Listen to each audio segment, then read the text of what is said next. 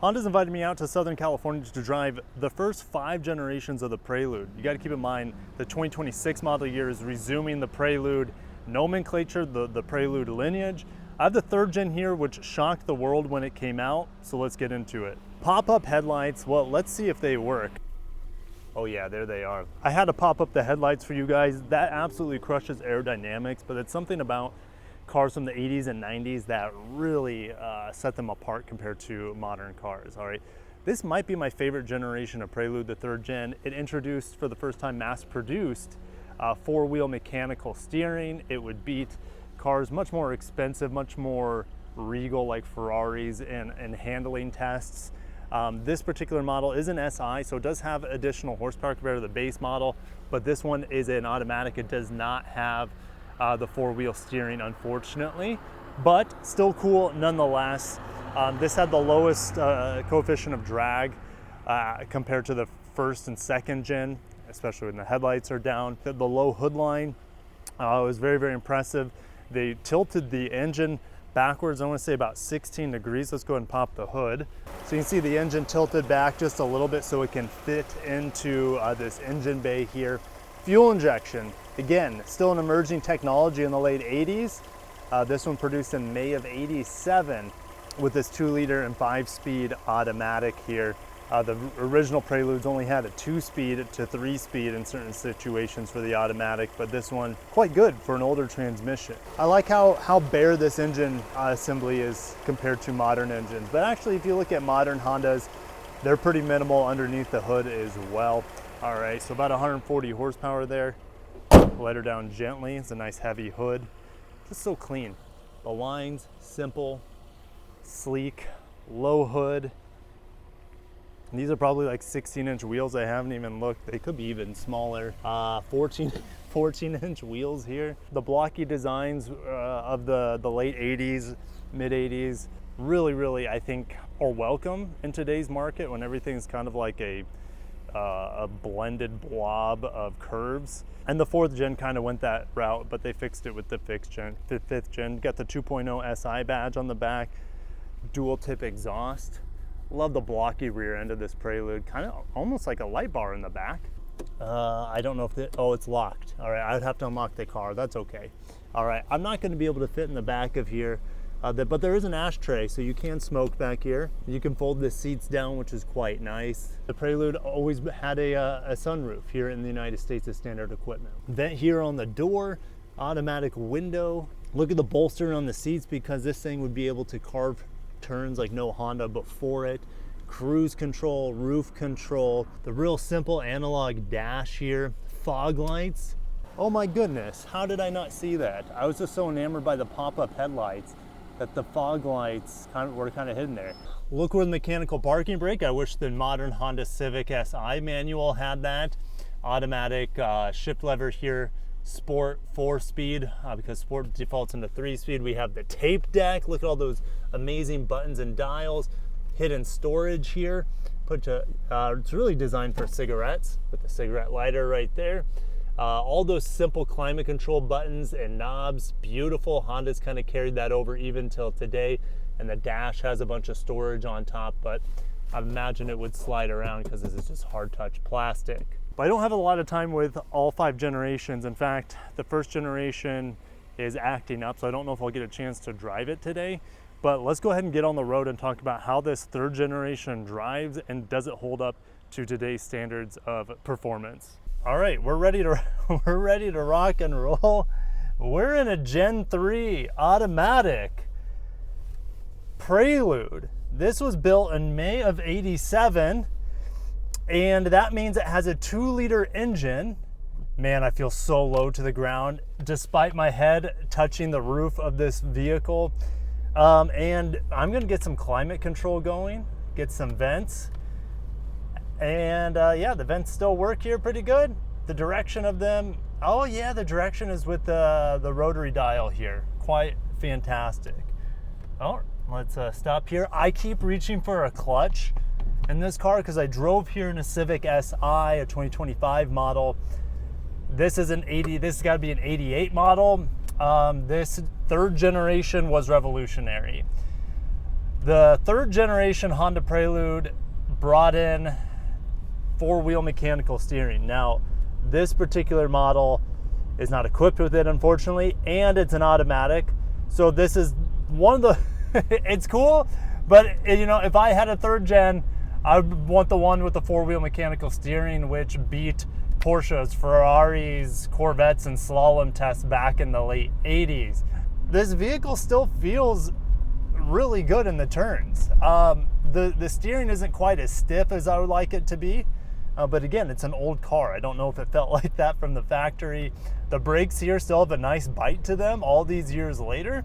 And again, I don't know how much of this is, you know, factory. I doubt the brakes are stock, right? From being over 30 years old, about almost 40 years old at this point.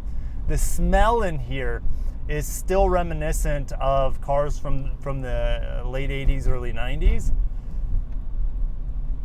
And yeah, it literally just feels like a go-kart. And I'm sure most of these Preludes are going to. Oh, there's the steering. The steering feedback is getting better the more, I guess, the faster I'm going.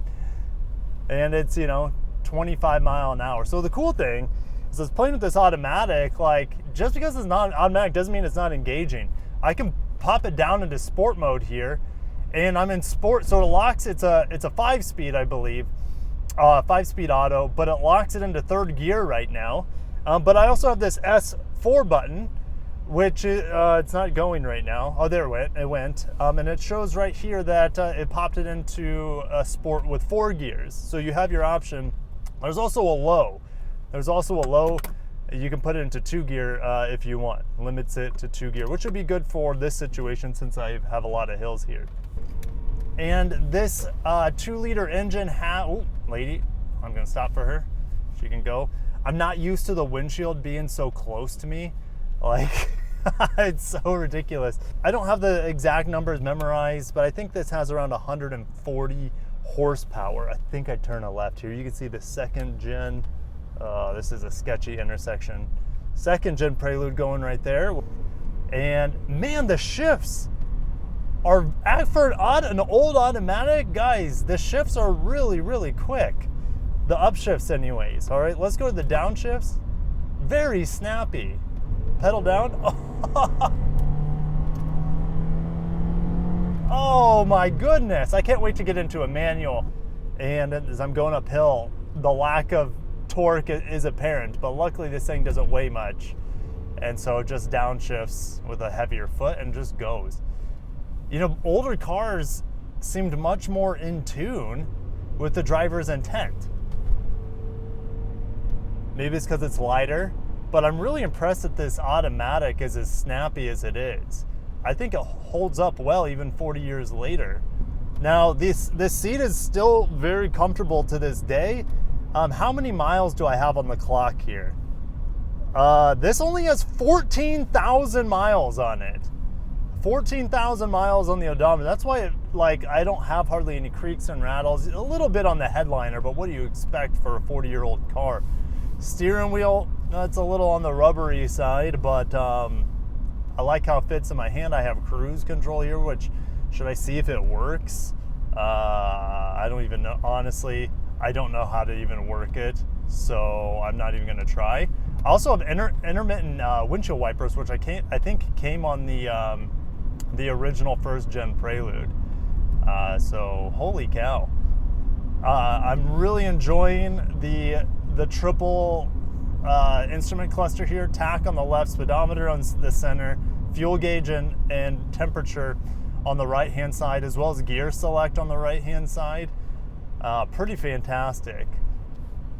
The clock is all the way up front and center. That's a nice. And look, there's individual buttons for the clock. It's for easier setting. Can you imagine that? Everything's in a touchscreen nowadays. Look how simple this is. And this air conditioning is ice cold. The vent is actually on the doors, kind of like a Nissan Z. The vent is a really good knee chiller. And I can actually turn off. Can I turn off the air conditioning?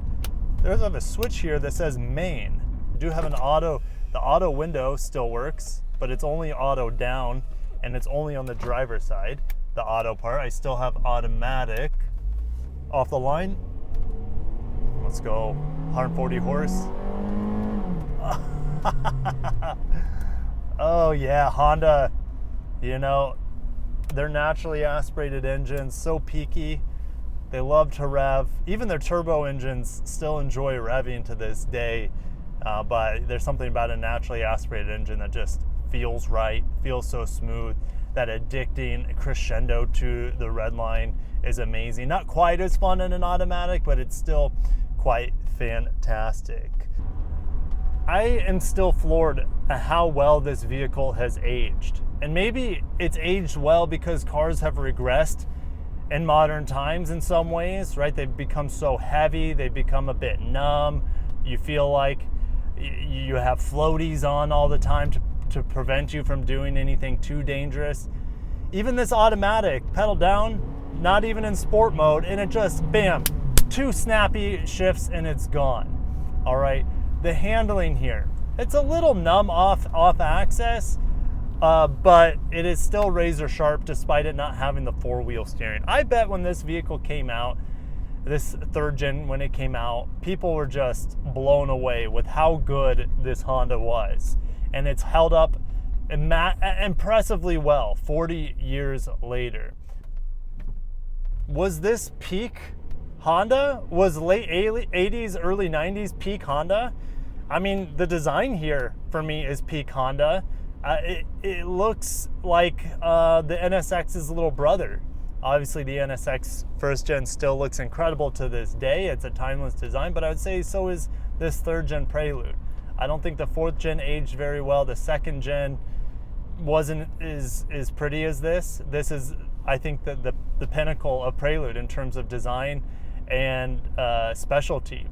You know, the 2nd gen I think sold more overall. This 3rd gen did really well with sales, and then sales just fell off a cliff with the 4th gen and couldn't recover with the 5th gen. All right. So yeah, I'm gonna go out on a limb and say this is peak Prelude for Honda. Maybe peak Honda in general. All right. How much will Honda bake into the 2026 Prelude when it comes out? You know, do they still have that special spice from this 3rd gen? Okay, I'm gonna go around this Audi. I don't have that torque, right, of a modern car. That's the one thing. That's the one thing. I don't have the torque of a modern car. So I will say that would have been nice to have that there to kind of get out of the way of that massive Q8 or whatever that was. You know, everything still feels Honda in here. The switchgear all has that like really satisfying like push button feedback. Like everything has tactile and auditory feedback. It's just it's an ergonomic win, and I feel like Honda has taken the things that it did so well from the 80s and successfully has brought it to the modern vehicle. If you look at the new Civic, for example, with the rotary dials and whatnot. But I'll see you guys in the comments.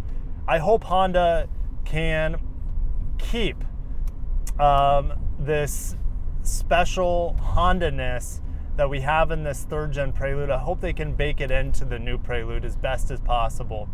It's going to be weird. The new one's going to feel twice the size in some ways. It's going to feel different because it's a hybrid, but it's going to make up for the one weakness of these naturally aspirated Preludes, and that is, you know, the lack of torque.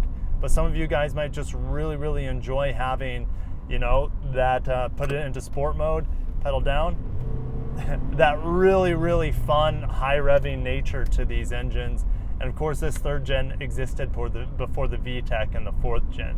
So I'll see you guys in the comments. Stay tuned for more Prelude coverage.